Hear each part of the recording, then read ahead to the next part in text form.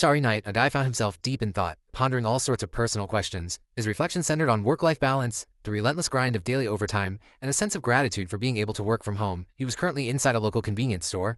His aim was to purchase a favorite drink he enjoyed. Despite being a fully fledged adult, his appearance, thanks to his genetics, made him look remarkably like a kid. He was quite pleased because the drink he desired was alcoholic, and he really needed it after a long day of work.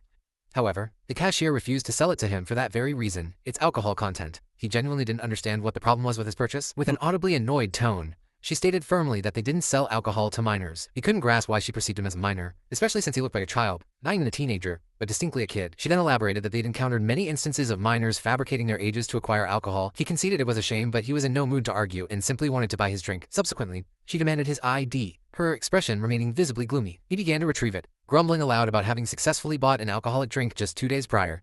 But while searching through his wallet, a realization dawned on him. He'd forgotten his ID at work, most likely. He then explicitly stated he was 27 years old, presenting his work ID as proof, and reiterated that he worked overtime today, which was precisely why he needed the alcohol. He also mentioned being a frequent customer at the store, but she paid no mind and proceeded to call the police. To avoid any further trouble, he simply decided to leave. He spent the entire walk home cursing profusely, frustrated that he hadn't managed to get the alcohol he so sorely needed. All this trouble was entirely because of his height and appearance. He complained that this had been his life's constant struggle. His height and youthful looks had perpetually felt like a curse. Standing at only 165 centimeters tall and possessing a cute face had always placed limitations on his life experiences. He was always acutely aware that he looked like a child. This was true back when he was in high school. It was true when he was enlisting in the military.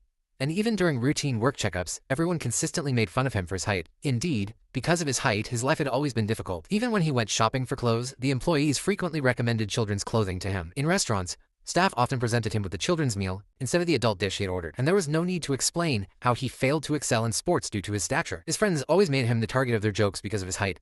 But the worst part of it all was that he was consistently overlooked by girls simply because he was too short. It almost seemed as though these girls deliberately aimed to make him feel small. All these persistent thoughts invariably made him incredibly mad.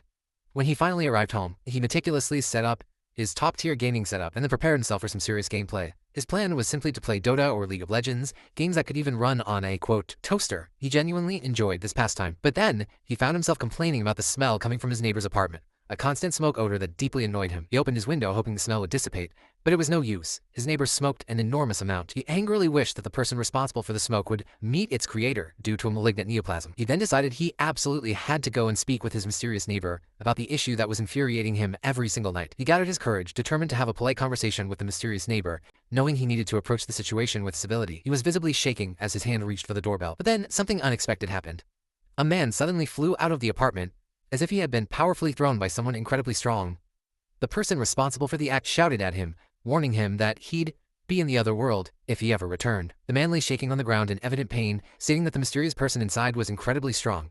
Even some concrete from the wall had fallen due to the impact of the blow. The protagonist was visibly scared, as this looked like something out of another world. He wondered if the man on the ground had actually fought a bear. He had no idea what had just transpired, and questioned whether it was truly safe to go over there and ask his neighbor about their smoking habits.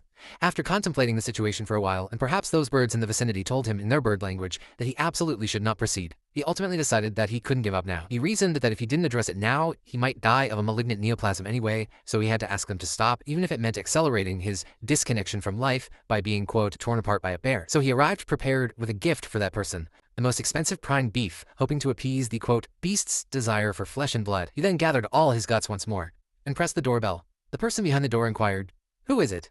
He replied that he had brought a gift. Then the door opened, and he greeted the person standing there. That person snatched the gift faster than lightning, and then slammed the door shut in his face, leaving him standing alone outside. He then tried to speak to the closed door, realizing the neighbor hadn't paid any attention to the tallest adult of the world. Seeing that his attempt had failed, he proceeded to file a complaint with the maintenance office, and also waited for that impolite person to emerge from the apartment.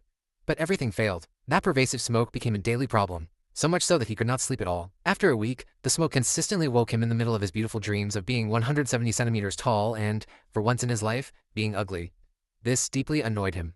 At 11:28 p.m., when he should have been fast asleep, the smoke served as his early alarm clock. Even if he covered his nose with papers, he could still smell the smoke. He was already completely fed up with the situation, so much so that he could almost see Ella Parka in his mind's eye, a sign of his extreme frustration. Then, he finally lost his temper. He simply could not continue living like this. He then decided to go to the neighbor's house, and this time, he would get what he wanted.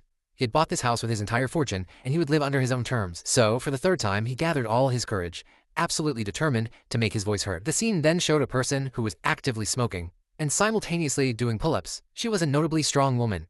But then, the doorbell rang. She immediately stopped her workout, her demeanor filled with rage. The protagonist waited for her to emerge from her hideout. He thought to himself that he needed to be tough, and reminded himself that he was the victim in this situation, so he had no reason to be afraid. Then the door opened. The woman, with an irritated tone, asked who the brick was that dared to interrupt her while she was working out. He instantly blushed. She was clad in nothing but a large towel wrapped around her. This made him incredibly nervous, causing him to tremble noticeably. Thinking she looked truly scary, he instinctively stated that he was scared.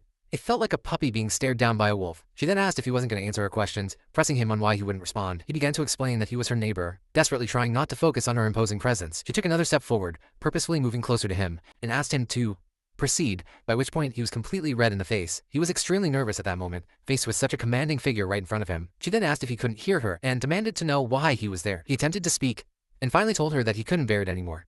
And then he screamed at her, "Stop smoking!" Everything went silent for a second. He then snatched the cigar from her hand, simultaneously trying to shield himself, convinced she was about to unalive him. And she let out a small laugh. She then stated that she was glad he had come because she was starting to get annoyed. As she pulled out another pack of cigarettes, she asked if the one who had been yapping about her smoking was really him. She then asked what he was going to do if she kept smoking. He explained that the smoke always found its way into his room, and if she kept smoking, then she simply stared at him while lighting another cigarette, and then exhaled the smoke directly into his face. He coughed, and she then said that she smoked and challenged him to explain what he was going to do about it, asking what he could even do. After mocking him a little more, she explicitly challenged him to make her stop smoking. She then declared that she was certain he had no guts at all to do that, despite the fact that he had already gathered them 3 times to come here and confront her. She then pointed out that he was short and skinny. She then added that he looked like a kid, which deeply touched a nerve within him. A kid? This was the exact trouble he'd been enduring all his life. He then recalled all the problems this had cost him, like having to carry his ID everywhere to prove he wasn't a child, and his so-called friends who acted like they didn't know him after being out, simply because he looked like a kid and they treated him like a toy. He also remembered the time he went for his job interview, and they actually wondered if he had lied about his age just to get the position. They had laughed at him, stating he would never be good at anything solely because of his appearance, or every single time he was overlooked by girls just because he looked like a kid. They would always tell him that he embarrassed them, always advising him to wish for better luck in his next life. This utterly enraged him, all those words he had heard throughout his life.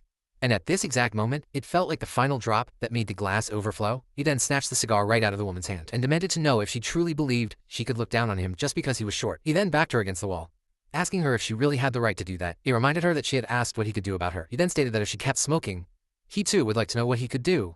Then, by accident, he grazed her arm, and the towel shifted, revealing a glimpse of skin. He then sighed. He turned completely red because he had seen a bit more than intended. This made her angry. He quickly clarified that it was an accident. He then retreated to his apartment and, from his doorway, asked her again to stop smoking, leaving her standing there in the middle of the corridor. His heart was beating at an alarming 100 times per second, convinced he was screwed. He fully believed that the bear he had as a neighbor was going to kill him for sure. But outside, that girl stood in silence, clenching her fist. She then grabbed her towel more securely and blushed, thinking that the man who had just gone into his apartment was a nuisance. She thought to herself that he was surprisingly bold, wondering what this new feeling she was experiencing right now was.